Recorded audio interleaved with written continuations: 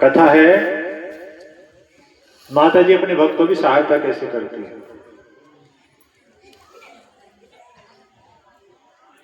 शिव शक्ति सब एक ही है।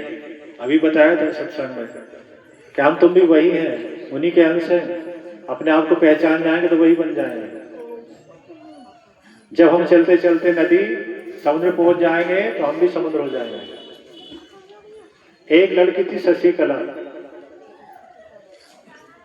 राजा की लड़की थी शशिकला। माता जी की पूजा किया करती थी और रात दिन माता जी का ध्यान करती थी। राजा की लड़की थी, राजा सुभाव की लड़की थी, काशी नरेश की, जो बनारस काशी है वहां के राजा की लड़की थी शशिकला। माता जी में अटूट विश्वास था। राजा सुभाव जिनकी पुत्री थी, बड़े धर्मशील, प्रजा का पालन पुत्रों के समान करने वाले, काशी नरेश अपनी बच्ची को बहुत प्यार करते थे। लक्ष्मी के समान, लक्ष्मी जी के समान शशिकला गुणों से संपन्न।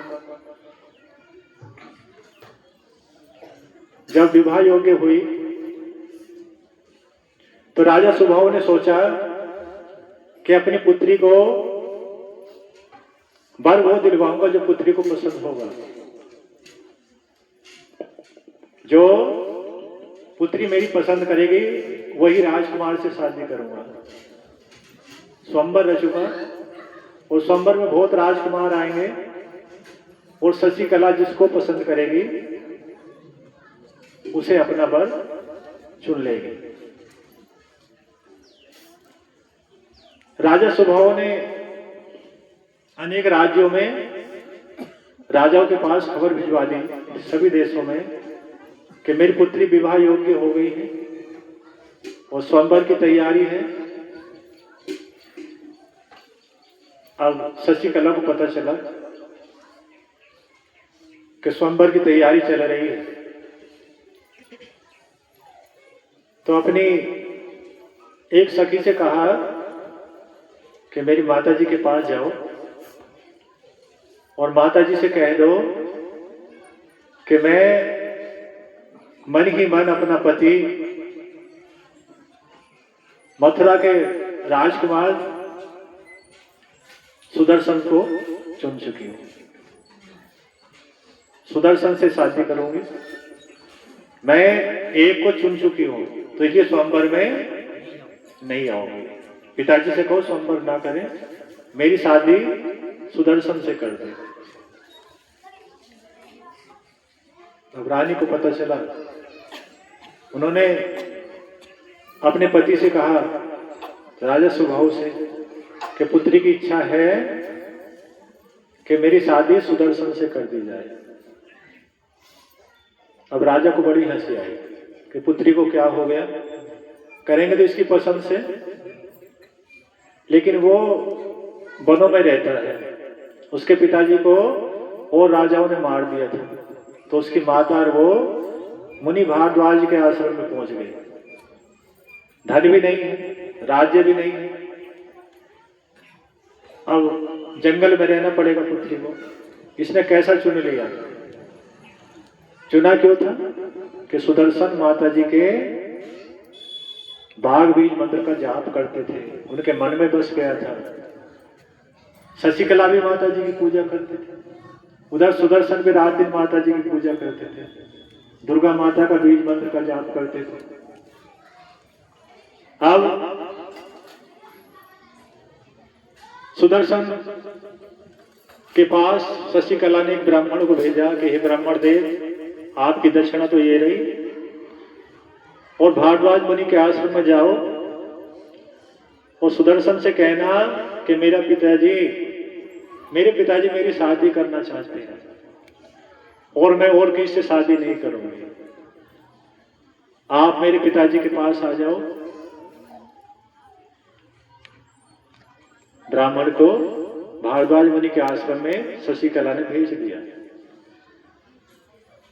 ब्राह्मण पहुंच गए, भारद्वाज मुनि के आश्रम में जाकर सुदर्शन को सारी सूचना दी कि शशिकला ने आपको याद किया है, स्वयंवर की तैयारी चल रही है, बहुत राजकुमार आएंगे और आपके बिना शशिकला की शादी नहीं होगी।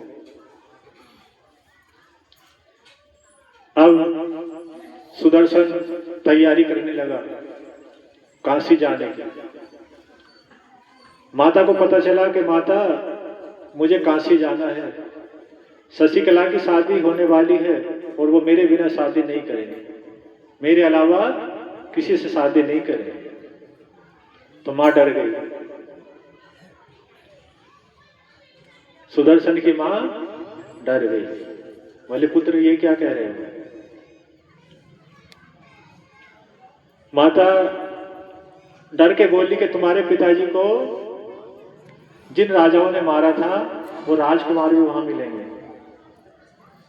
और पुत्र तुम्हारे पास तो कोई साधन भी नहीं है। एक रथ था, रथ दिया था श्रृंगेरपुर के राजा निषाद ने, रथ दे दिया था सुदर्शन को। क्यों? अयोध्या में और श्रृंगेरपुर में दोस्ती थी। तो जब पिताजी सुदर्शन के मार दिए गए थे और सुदर्शन और उनकी माताजी भारद्वाज मुनि के आश्रम में चले गए थे, तो निषाद राज ने एक रथ दे दिया था। तो उस रथ पे बैठ कर सुदर्शन जब चलते थे तो लगता था कि जैसे सूर्य चलता हो। जो तपस्वी है उनका तेज अलग ही दिखाई देता है। तो जब सुदर्शन चलता था रथ पे बैठ के लगता था सूर्य देव चल रहे हैं।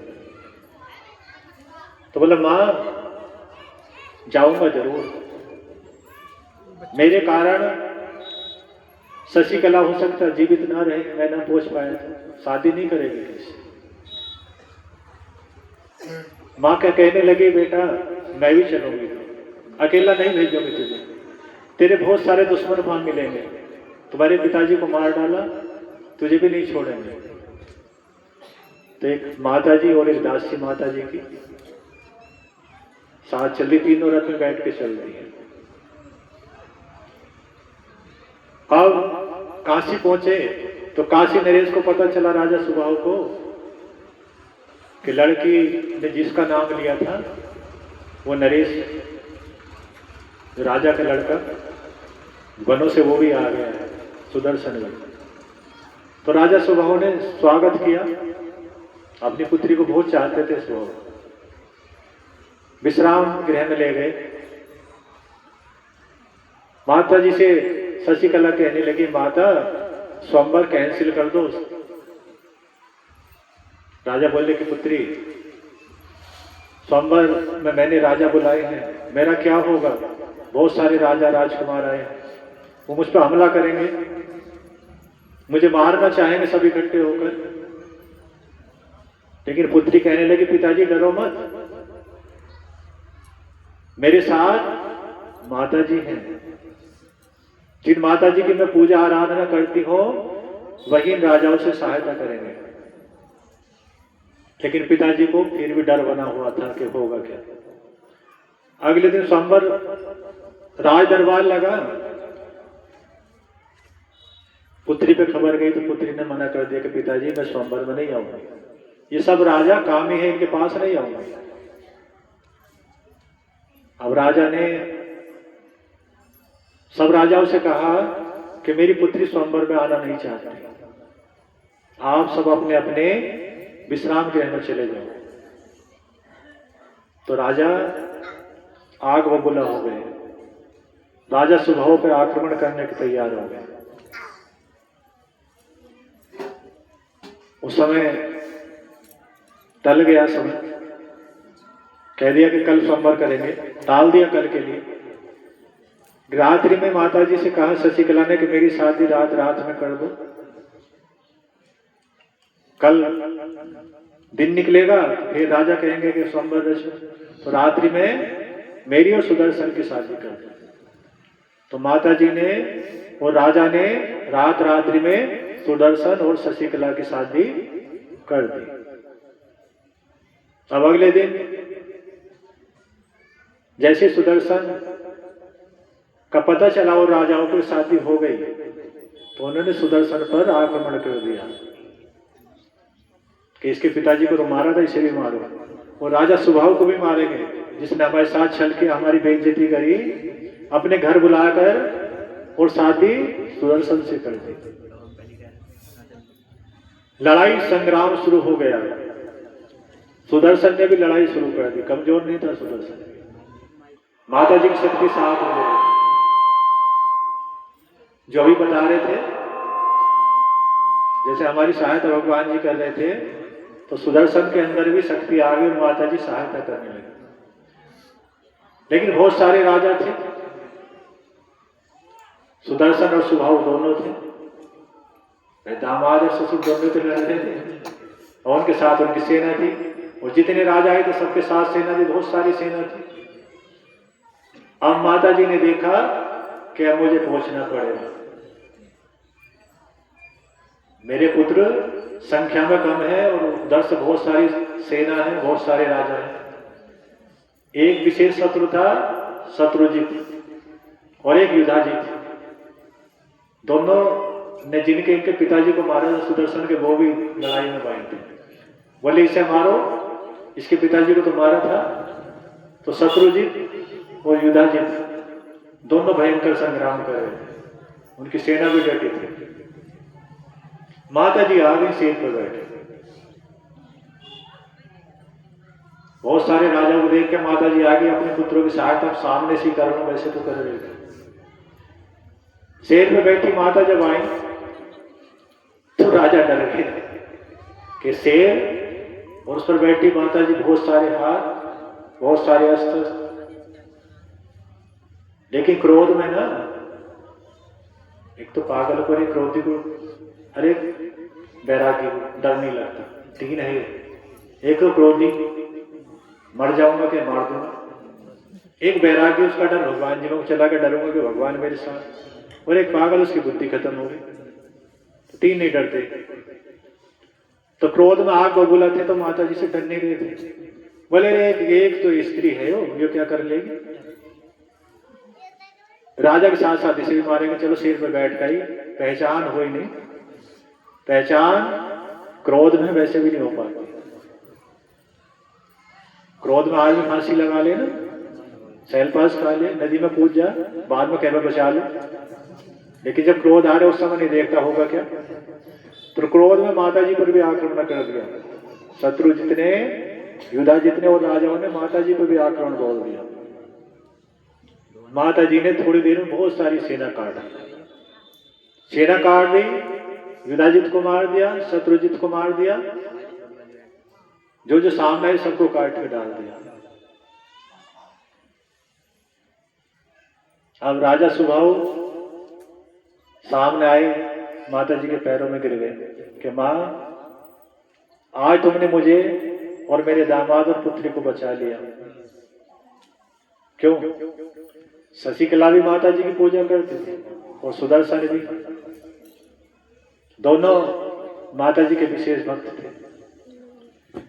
तो माता जी सुबाहु से कहने लगी कि आशीर्वाद और मांग लो, कुछ जो मांगोगे वही दोगे, तुम्हारी लड़की बहुत पुजारी है, आप भी तपस्वी हो। तो राजा सुबाहु कहने लगे कि मां, आप सदा सदा के लिए मेरी इस काशी में निवास करो। तो दुर्गे मां पार्वती माता का तो अवतार है। तो मैं बोल मैं यहां रहती हूं, काशी मेरा निवास है। शिव और शिवा काशी में पहले से ही है। मैं सदा सदा तुम्हारी इस काशी में रहूंगी, थी, हूं और रहूंगी। दुर्गा माता की, पार्वती माता की, श्री गुरुदेव महाराज की। राजा सुबाहु को बहुत आशीर्वाद दिए माता जी ने। सुदर्शन भी माता जी की स्तुति करने लगे, उन्हें आशीर्वाद दिए। और शशिकला और सुदर्शन को, राजा सुबाहु को सबको आशीर्वाद देकर माता अंतर ध्यान हो गई। राजा सुबाहु ने माता जी दुर्गा माता जी का बहुत भव्य सुंदर मंदिर बनवाया और माता जी की पूजा आराधना करने लगे। इस शशिकला और सुदर्शन की स्वयंवर शादी का कथा है कि माता जी की शक्ति से उन्हें कैसे सफलता प्राप्त। बोला सच्चे दरबार की